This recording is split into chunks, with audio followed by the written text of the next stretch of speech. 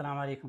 کیا آپ کے ساتھ بھی ایسا ہوتا ہے کہ آپ کو مشکل سے کوئی سیٹ ملے، چاہے وہ بس کی سیٹ ہو یا کوئی آپ ویٹنگ روم میں انتظار کر رہے ہیں وہاں پہ کوئی کرسی مل جائے، یا مسجد کے اندر نماز کی جگہ مل جائے مشکل سے، اور ساتھ والا بندہ چھینکیں بھی مار رہا ہو، ناک بھی صاف کر رہا ہو بار بار اور آنکھوں سے اس کے پانی آ رہا ہو یا وہ آنکھوں میں خارج کر رہا ہو بار بار؟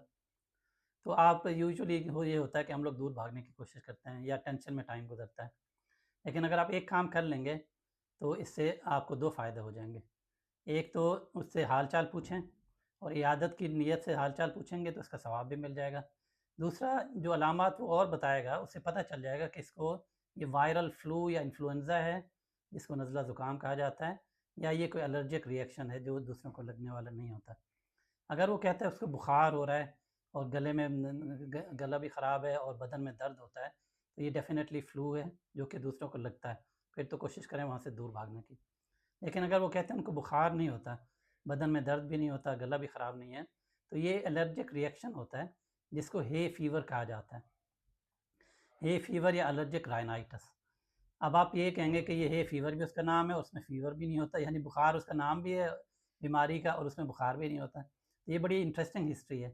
کئی سو سال پہلے کوئی ایسے سیزن میں، خاص طور پہ جب گھاس خشک ہوتی تھی نا، تو جو خشک گھاس کو ہے کہا جاتا ہے، تو اس وقت لوگوں کو اس طرح کی علامات ہوتی تھیں، تو لوگوں نے اس کا نام ہے فیور رکھ دیا، کیونکہ ہر وقت وہ بخار کے ساتھ سب چیزوں کو جوڑ دیا کرتے تھے، تو انہوں نے اس کا بھی نام ہے فیور رکھ دیا، تو تب سے یہ نام چل رہا ہے فیور، لیکن اس میں بخار نہیں ہوتا۔ یہی اصل میں خاص فرق ہوتا ہے کہ فلو میں بخار ہوتا ہے اور ہے فیور میں بخار نہیں ہوتا۔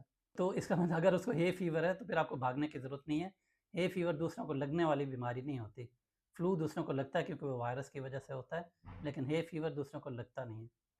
اگر کسی کو بار بار ہے فیور ہوتا ہے تو اصل میں یہ الرجی ہوتی ہے پولن سے، گرد و غبار سے۔ تو جب آپ باہر نکلتے ہیں، خاص طور پہ جب ہوا تیز چل رہی ہو، کوئی پولن وغیرہ کا زیادہ خطرہ ہو، تو پھر آپ باہر جانے سے ذرا گریز کریں، خاص طور پہ صبح کے ٹائم پہ۔ لیکن اگر مجبوری ہے، جانا ضروری ہے، پھر کوشش کریں کہ کوئی ماسک وغیرہ پہن لیں یا منہ کے اوپر کوئی کپڑا لپیٹ لیں، منہ اور ناک کے اوپر، اور گلاسز وغیرہ پہن لیں۔ اور اس کے علاوہ گھر کے اندر بھی جب ہوا تیز چل رہی ہو، خاص طور پہ سب کھڑکیاں بند رکھیں تاکہ اندر کوئی گرد و غبار، کوئی پولن اندر نہ آئے، اور گھر کی صفائی کا بھی خاص خیال رکھیں۔ تو یہ تھوڑی سی احتیاطیں ہیں جس سے یہ علامات بہتر ہو سکتی ہیں، اور ڈاکٹر کے پاس جائیں گے تو آپ کو الرجی کی دوائیاں دیں گے، کوئی گولیاں دیں گے، وہ آپ نے باقاعدگی سے کھانی ہیں۔ تو یہ صرف الرجی کی وجہ سے ہوتا ہے، اور یہ دوسرے کو لگنے والی بیماری نہیں ہوتی، اس لیے زیادہ کوئی گھر والوں کو بھی گھبرانے کی ضرورت نہیں ہوتی کہ سب کو یہ لگ جائے گا۔ کوئی برتن الگ کرنے کی ضرورت نہیں ہے، لوگوں کو الگ کرنے کی ضرورت نہیں ہوتی۔ تو اپنا خیال رکھیں، اپنے ارد گرد کے لوگوں کا خیال رکھیں۔ السلام علیکم ورحمۃ اللہ وبرکاتہ۔